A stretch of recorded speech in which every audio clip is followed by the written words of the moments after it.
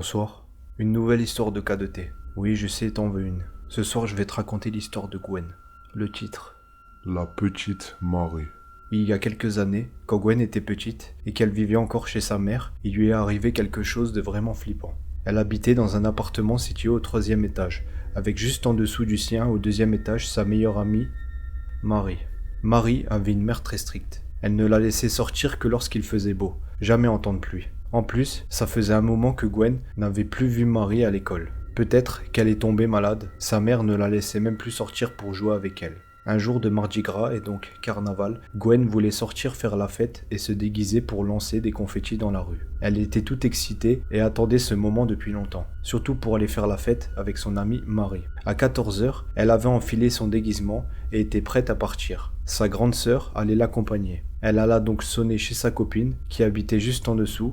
Il n'y avait pas d'ascenseur dans leur immeuble, juste un escalier en colimaçon avec des fenêtres qui donnaient sur la rue. Noir de monde, qui faisait la fête en dansant sur la musique qui était diffusée dans la rue et en étant déguisé. Sauf qu'il y avait un détail qui inquiétait Gwen. Il pleuvait. Ça n'avait pas l'air de déranger les gens dans la rue, mais elle savait que la mère de Marie n'acceptera sûrement pas qu'elle sorte. Mais c'était carnaval, alors peut-être qu'elle ferait un effort. Quand elle arriva devant sa porte, elle sonna, et elle entendit des bruits de pas qui se rapprochaient. La clé tourna dans la serrure et la porte s'ouvrit sur la mère de Marie. Elle avait toujours cet air de belle-mère méchante, le gros cliché, mais elle avait l'air surprise de voir Gwen, qui lui demanda, un peu gênée, si Marie pourrait venir avec elle fêter le carnaval. La mère de Marie regarda la grande sœur de Gwen, en fronçant les sourcils, avant de lui répondre que non. Marie ne pourra pas sortir. Elle referma la porte sans rien dire de plus. Gwen repartit donc chez elle, dégoûtée, et elle n'avait plus envie de sortir, si c'était sans son amie. Elle retira son déguisement et elle s'enferma dans sa chambre. Elle pensait très fort à Marie, tellement fort qu'à un moment, elle a ressenti un gros frisson et une grosse pression sur son épaule, comme si quelqu'un avait posé sa main dessus, pour la réconforter. Mais elle était seule dans sa chambre, il n'y avait personne.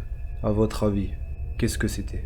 K2T t'explique. 4 mois auparavant, Marie est décédée dans un accident de voiture. C'était pendant une tempête. Il pleuvait beaucoup et sa mère avait perdu le contrôle de sa voiture. Mais depuis ce jour-là, à chaque fois qu'il pleut, Gwen va toquer chez son amie pour lui demander de sortir. Pourtant, tout le monde a essayé de lui expliquer qu'elle ne reverra plus jamais son amie. Mais elle était encore trop jeune et ne comprenait pas pourquoi. Alors, vous en pensez quoi? Qu'est-ce qu'il s'est passé dans la chambre de la petite? Paranormal ou simple hallucination? C'est à vous d'en juger.